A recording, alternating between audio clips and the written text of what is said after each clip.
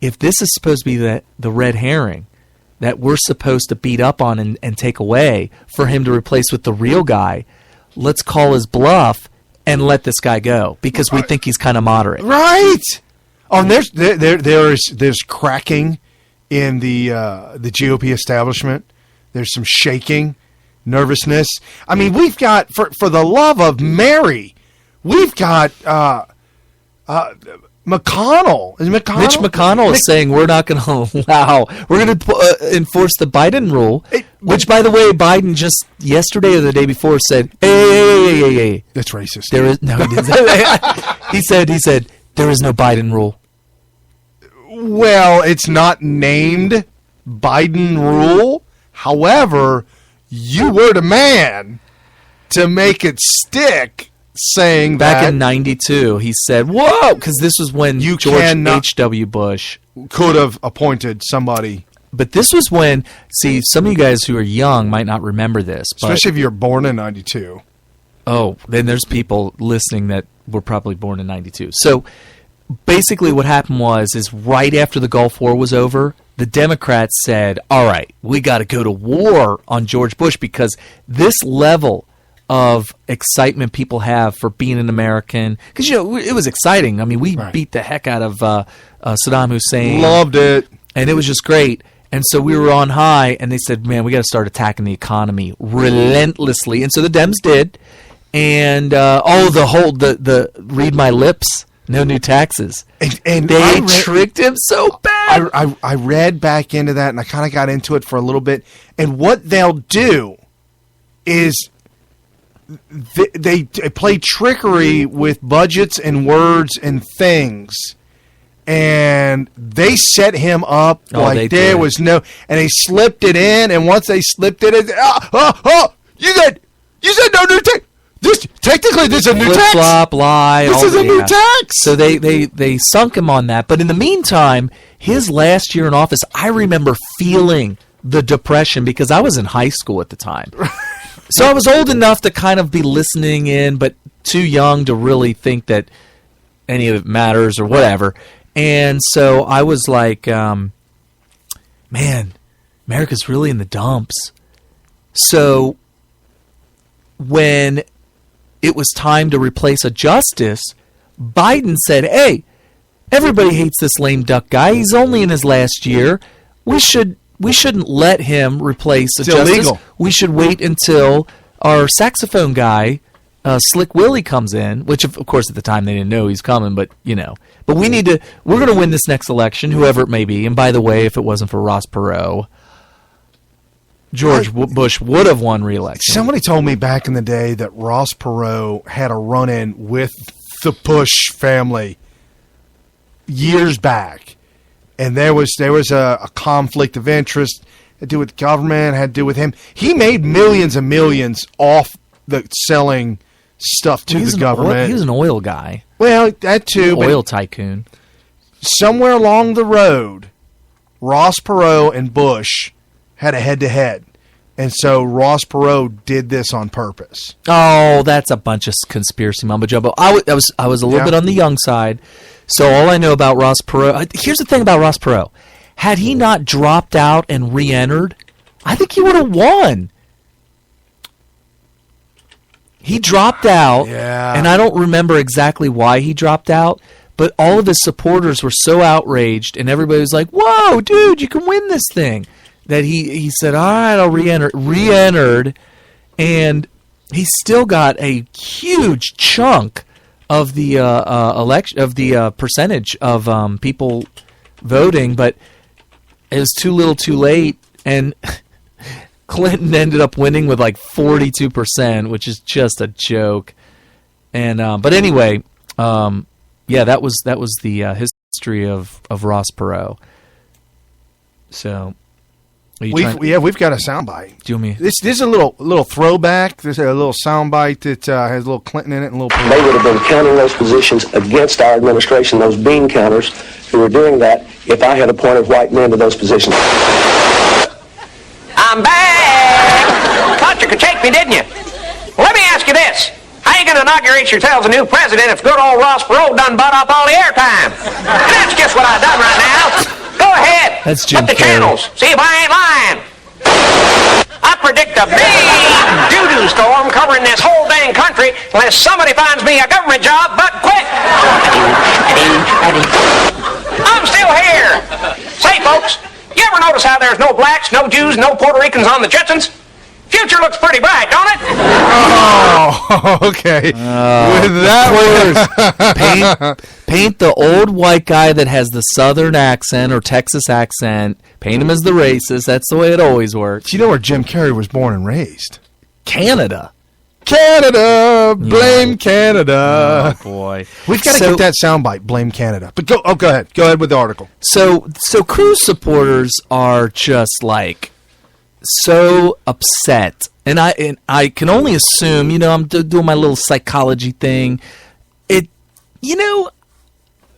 Their guy's losing. He may end up winning, but he's trailing. Okay, and one thing I've learned being a coach is that when your guy's losing, the emotions can become so overwhelming that rational thought gets thrown out the window. And I'm going to tell you right now, I've seen dads and I've seen coaches do some things that you would not believe. And if you knew these people in real life, you would be shocked to see them behave the way they do when their guy is losing. It could be their son, it could be the kid that they're coaching or whatever. I mean, Brian, I'm telling you right now, I just thought of this phenomenon as I'm listening to Cruz supporters and the stuff that they're saying. And it's so ironic. The stuff that's coming out of their mouth is so ironic. They're literally saying that emotions have taken over and rationality's gone out the door. They're saying that. And saying that Trump supporters are supporting him off of emotion and if they had any rationality. And I'm sitting here thinking, you guys are literally saying this is the most clear version of projection that I've ever seen in all this. So, and they've got all this long list, this laundry list of reasons why that Trump should never be voted for and all that kind of stuff. So finally, somebody comes out and says he's more of a danger to America, or is as much of a danger to America as any Democrat, including Hillary. And I'm like, okay, name a danger. What is it that's so scary? And so this guy said, here, this is all you need to know. Uh-oh. And he put up a link. Of course, it's always a link. So I clicked on it thinking, oh, this is going to be a very comprehensive, nice, article that's going to really spell out the dangers. And I'm waiting for the dangers. I'm ready. Well, I got like 3/4 of the way through this article before I realized that the guy who posted it is the author. There's nothing wrong with that. Okay. I mean, maybe this guy, That's kind of funny. That is funny, though. No, and I thought, cool, So I'll go ahead and I want to read this to Brian. He did not read this, and I want to get his reaction. So here is the real dangers of Donald Trump, written by a guy on Twitter whose name is Conservancy Borg, and he's got a picture of a cyborg. Okay, and it's actually spelled CONSERVACYBORG, and if you put the @ in front of that, that's the guy on Twitter, and he's a Cruz guy, and I'm gonna tell you right now, like I said a million times before, I think Cruz would be a good conservative president, and I think that if he incorporated his conservative ideology nonstop for 4 to 8 years as president, I think that a lot of things would be fixed in America. Now, the problem is that he's not leading right now, and he's pretty far behind, and the odds of him becoming the nominee right now are a little bit on the low side. So, it is what it is, and so Trump's leading, and so whatever. So here's what he writes: the real dangers of Donald Trump. So he writes, the real dangers of Donald Trump, and in parentheses, and his supporters. So we're dangerous too. Okay. So I'm going to figure out why. So credit where credit is due. Donald Trump is a masterful showman and self-promoter. He has the timing of a top-notch comedian and the single-minded persistence of a pit bull. Okay, agree, all right, whatever. He has honed these skills over a lifetime of scrapping his way to the top of the very rough of a very rough neighborhood, which I don't really get. I mean, wasn't he born with a silver spoon in his mouth? Pretty much so. At least that's what the argument is. Well, I just saw it.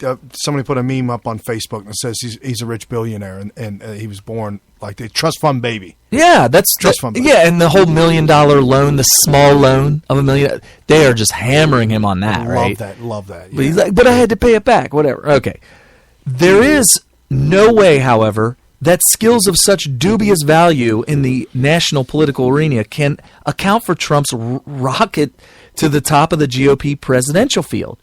To explain that adequately, one must examine the volatile mixture of a consummate showman and a populace desperate to fight back against the leftist movement that has made such strides in its war on traditional American values, largely unimpeded by the party that was given landslide victories with the expectation that it would assiduously, that's a big word there. Yeah, man. Assiduously represent the people in combating the leftist statist onslaught. Hey, I 100% agree with that entire paragraph. Right. Okay, so I'm with him there. When Barack Obama rose from being a relatively unknown in the Democratic Party, a man whose chief claim to fame was a rabble-rousing Alinskyite community organizer. What? Oh. Yeah, yeah. He did so by being all liberal things to all liberal people. Obama's lack of verifiable past allowed his supporters to overlay him on every hope that they had ever had for a liberal presidential candidate. Obama's vague bromides of hope and change, with little or no substance that could be analyzed for merit, left people free to pin their hopes for change, whatever the specifics of that change might be, on him, propelling him into the White House. That was quite an accomplishment. So, I mean, that makes sense. Here's a guy, he's a blank slate. He comes along, he says, I'm a liberal, paint on me whatever you want to. I'll be whatever you want me to be, but change is coming. Right. And whatever change you think that means, that's what's coming. So it's kind of like, just open-ended everything, but it gets leftists to support him, right? So I'm thinking he's about to tell us that this is the right version of Obama, whatever. So here we go. Obama bettered that accomplishment 4 years later by riding that same vagueness to re-election in spite of a first term that had failed America and the American people in every measurable way. Unspecified, nebulous, but wonderful change was still tantalizingly achievable. We had just not hoped enough yet. Right. You need more hope. Right, more hope. We obviously needed 4 more years of hope, is what he writes. Yikes. If Obama accomplished political marvels, Trump is on his way to making Obama look like a piker. Where Obama's sketchy past held nothing to disqualify him among his liberal base, Trump's extremely public life is chock full of things that should, at the very least, throw up big red flags to Republicans, I think is what he's saying, especially conservative Republican voters. That Trump can, with impunity, brush off such a seriously disqualifying history is a tribute to both his emotional sway and his supporters' desperation for someone, anyone who will channel their legitimate anger and champion with righteous cause, even when they can have no expectation based in fact that Trump is the one best suited to fight for them. Okay, so my question on this paragraph is, what's bringing up red flags? I'm not. At least list them, right? I'm not getting any red flags. I mean, there may be, but I'm not feeling it. I'm not hearing it. You got to state what they are. Well, I would, if there were red flags, like I've got 5 red flags. Here's one, number 1. Well, and also he says he says that there was nothing that's disqualifying Obama among his liberal base, but Trump has all kinds of disqualifying things. Okay, so I'm thinking maybe next paragraph we're going to get a list. All right, let's hear. Okay. Trump follower after Trump follower will